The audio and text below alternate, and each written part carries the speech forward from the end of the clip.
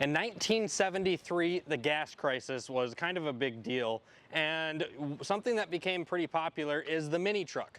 The mini truck craze started around that time frame with vehicles such as Datsun and Nissan, which were coming out with really small economical trucks because these big American V8 trucks were just taking too much gas. Right. And from then on, mini trucks have always just kind of been around until the early 2000s. There was a lot of stuff like there was the little Ford Ranger, there was the Chevy S10, and they just kind of little guy. Yeah, they just kind of disappeared out of nowhere. And since then, trucks have just gotten bigger and bigger and bigger. Yeah, cars in general. In 2021, this came out of kind of nowhere. This is the new Ford Maverick. The Ford Maverick is kind of the new mini truck, and it's the first small truck that has come out in quite a long period of time. It's very different than the current small trucks on the market right now, such as we have the Chevrolet Colorado, we have the Ford Ranger, which used to be small, right, and now is on a full-size frame. You know, they're full-size trucks. The Frontier and the Tacoma. So yeah, there's a lot of trucks in that like mid-size. They're all big trucks. This is a little bit different. This actually goes down the same assembly line as the Ford Escape and the Bronco Sport, and it is a unibody that is front-wheel drive biased. This is the return of the mini trucks. This is where the modifying phase of mini trucks is coming back. Right. This is the new Ford Maverick. It's hard to breathe, but that's alright. Hush.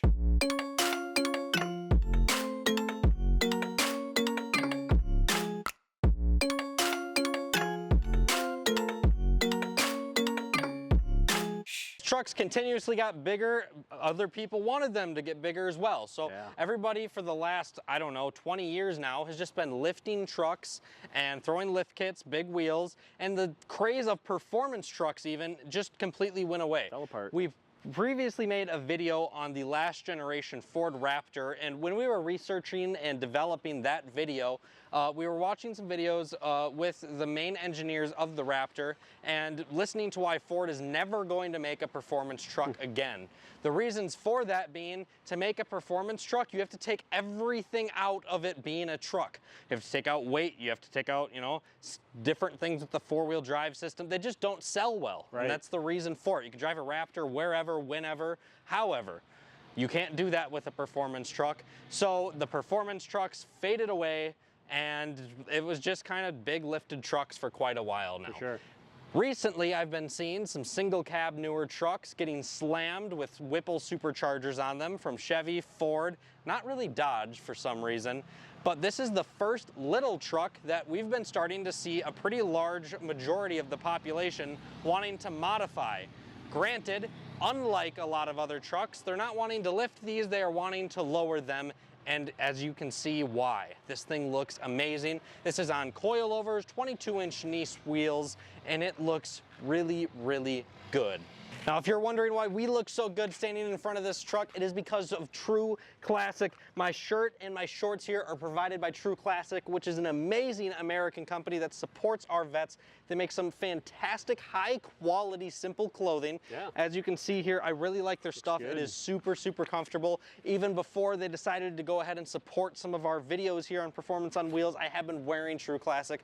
I really like a lot of their stuff. Now, if you guys are interested in checking out True Classic, if you use our code POW25, POW25, you can get 25% off of your next True Classic order, and that is until the 15th of June here in 2023. Time's running out. Time is running out, so go check out True Classic. There's a link in the description below. Let's get back to Mavericks. We are on a bit of a Maverick craze on Performance on Wheels. Austin actually owns a Maverick XL and soon to be a hybrid, so we're going to be able to check that out and know those differences between that independent suspension and the back end versus the torsion suspension. So not only do we have a gnarly XLT to check out in today's video, but we also have some other videos highlighting the Maverick. The Maverick is one of those vehicles that kind of entered the market when cars were hard to come by, and the demand I don't think Ford was anticipating at all. Like, they just mentioned in an article I read recently that they had no idea that this like under $30,000 truck that has the potential of getting over 40 miles per hour, 40 miles per gallon, and still has some of the usability of a truck bed. They had no idea that something like that would be wildly popular. Yeah, like they had no idea that for the last, 3 years now, the order banks would be booked out for the year and a day. To me, it's Every kind of single silly. time Like, that they've opened. Like they should have known Right. that this was going to be a yeah. hit. And completely, they should have totally known. You're right, Austin. Like, Yeah. this is like the perfect vehicle for like the entry-level pricing vehicle. It really is. And it checks all the boxes, from college kids, from teenagers, to old guys like me that just want something practical. And there's there's so much to love about the Maverick. You're talking about a vehicle that is mid $20,000 starting price, that you have auto start from your phone, you plug your phone in, you have Android Auto, Apple CarPlay, you have a very comfortable, easy to drive SUV. Right. That you can get in all-wheel drive for all 4 seasons, that you can get in front-wheel drive and get extremely good gas mileage. On that hybrid that may blow up. Yeah, apparently Right? there's now a stop recall on the hybrids. Yep. So actually, speaking of Mavericks and talking about hybrids, I am going to be getting a Maverick hybrid here soon. But I'm also, shortly after that, going to be placing a custom order in for my personal Maverick that I plan to keep for some time. So if you guys want to help me spec out my Maverick, I'd love to see what you guys think I should order down in the comments below. I'm thinking of doing one almost identical to this, but I'm going to do it in the light gray color. I can't think of the name of it, but... Not cactus gray? Cactus gray, Okay. yep. So I'm thinking about ordering pretty much this exact Maverick in cactus gray. I want to know what your guys' thoughts are. I think I should order something else. Let me know in the comments down below. For sure. Ford is ramping up to 3 shifts of pumping Mavericks out of their Mexico assembly plant. Which is the same assembly plant that the Bronco Sport's on. For sure. But they don't think it's going to keep up with demand. All the orders that are out there lingering, they still don't think that those 3 shifts running full-time are going to keep up with demand. As of now, we're in 2023. It's hard to believe that they are pumping out about 25,000 Mavericks a quarter. So every 3 months, they're pumping out about 25,000 Mavericks. And yet they're still $8,000-9,000 Yep. over Yep. MSRP if you can find a used one. Right, and I'm starting to see a lot of them on the road. I recently just took a road trip down to Tennessee from Minneapolis, and it was amazing how many are out on the road. And I don't blame them. Like, I daily drove his for a while to get the feel for it, and even I'm a big fan of them. They're very well done. Now let's talk about the upgrades that this one has and how it truly enhances the driving experience of the Ford Maverick. Both this Maverick and my Maverick are equipped with the 2-liter EcoBoost. Both of them have the all-wheel drive system. So personally, in my Maverick, I have a lot of time behind the wheel of this engine and that all-wheel drive system, and driving this Maverick on top of it. This engine is fun. Yeah, like it's really, really quick. It's got like 250 horse, I think 280 torque, somewhere in that region. You can correct me in the comments if I'm wrong down below. There's somebody that just put an E85 tune on this motor, completely stock internals, and ran an 11-second quarter mile. This engine is fun. It's a really good time. It is super, super peppy and quick, and such a light little truck platform. And what I really like about these is, surprisingly, they handle really, really well. Right. Well, it's because it's a unibody. It's a little bit longer than an Escape, so we got kind of a long wheelbase. They're not very high off of the ground. It has a pretty low center of gravity because it's just not a big truck. So ultimately, it has the recipe to be somewhat of a fun handling little truck. Right. And going through roundabouts, going through corners, it holds its own, surprisingly. Yeah. It's really fun in the corners. And now this one, which is equipped on Silver's coilovers, as well as 9.5-inch niche wheels that are 22s on all 4 corners, this thing is so fun in the corners. Now this one, my buddy owns this, and he loves the way that it looks as it sits right now. Right. So he decided to lower the front another inch than he already had it to sacrifice looks over practicality. So right now, it scrapes quite a bit in the front. This is not a practical level to have it for a height with 22s up front. However, if you lift it up a little bit more than it's lifted right now, this thing through the corners is incredible. It is impressive how fast this goes through corners, and I'm really excited to see, and possibly in the future, some people setting these up for autocross because it has the platform to do so. It is front-wheel drive biased, so but other than that, I mean, it really is a good little autocross truck that we have going.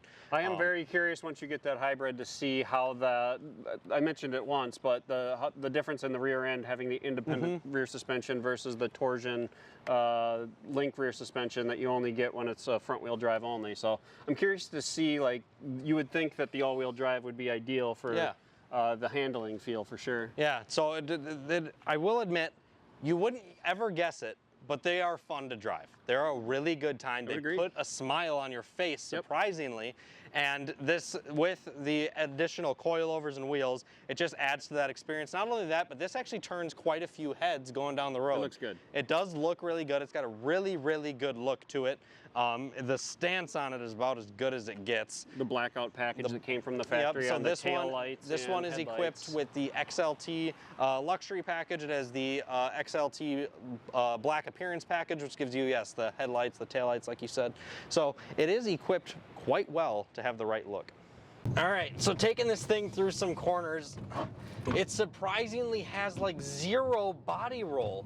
Like, the thing handles so well, and you would never expect it. It is just an absolute blast to take on some curvy roads. As you can hear the rubbing, this definitely isn't the correct setup in the sense where it either needs to be raised, it needs wheels that aren't as wide, it needs wheels that aren't as big. It does have 22s on it, but it sure as heck does look good when it is rubbing. It is just hitting those wheel liners, so it isn't the biggest deal in the world. It's not hitting any body, it's not affecting the tires. It just isn't a pleasant noise by any means. Not only that, but the Maverick is really peppy. I'm gonna go ahead and floor it here. You ready? It puts you back to your seat. It has some get up and go from that 2-liter EcoBoost, and it is an enjoyable experience driving this thing, accelerating, and the coilovers just give it the look as well. I wouldn't say that they're necessarily a performance gain by any means, but they are aesthetically very pleasing. I would say the acceleration, granted it's not a stick, is very similar to like a Ford Focus ST because of the lack of having to shift. But I would say the 0 to 60 time is very similar, probably around the mid to low 6-second range.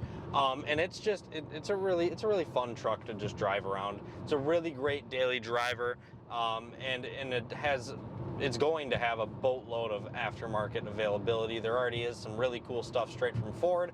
Obviously, there's already companies that make coilovers for it. It's a pretty common bolt pattern, so you can find some pretty sweet wheels for them.